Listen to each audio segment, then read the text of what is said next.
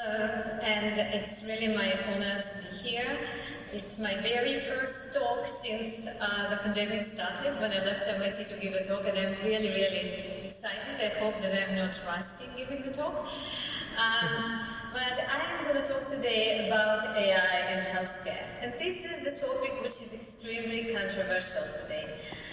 On one hand, we are constantly hearing, on TV, in social media, New York Times, about all the amazing wonders that AI can bring to healthcare, and everybody around are kind of feeling the need to bring AI. On the other hand, when we go to the doctor, we don't see much AI as patients. And also we're hearing multiple stories like IBM Watson, where despite significant resources that were dedicated in bringing this technology to patients, actually nothing positive happened. So the question is, how we can take all these great ideas that revolutionize the way we access information on the web, the way we buy products, we book our reservations on the airplanes, bring them to healthcare. And I want to start by kind of articulating my personal view of where AI can change the way we are thinking about the disease. So let's say you are a patient and you are diagnosed with a disease. Let's say it's a breast cancer. So in this case, there is a lot of diagnostic information collected about the patient. There is MRI and mammogram, and there is a pathology and maybe sequencing. But what happens next? Next, we have a human in the loop who goes and reads these images, which have millions of pixels, and summarize them in a page.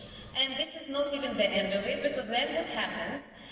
We actually categorize a patient into a fixed number of categories, and based on them, we decide about the treatment.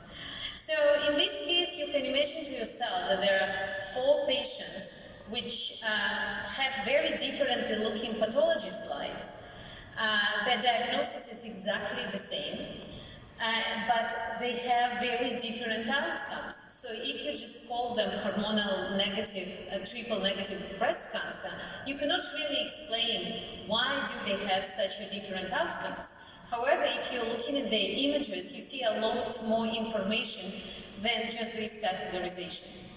So if I am to think about Amazon, when you're buying stuff online, it's not like they are divided into 100 bins and Amazon give the same recommendation for all the patients, all the customers in the same bin. Amazon is much more flexible. It looks at every single thing you do online, and based on it, not what you bought, how much time do you read reviews and other things, makes your recommendation. So in ideal case, where I see the diagnostics moving, is provide the same flexibility, that you're taking all the information and you're creating this personalized trajectory without having a human in the loop who decide about these different categories. So another important point relates to how actually we are making this kind of matching between the treatments and patient data.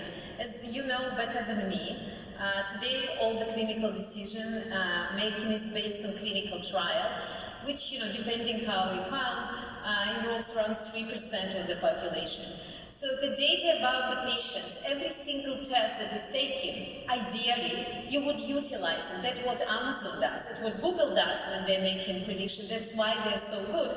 So there is absolutely no reason not to utilize all this information when we're making clinical decisions.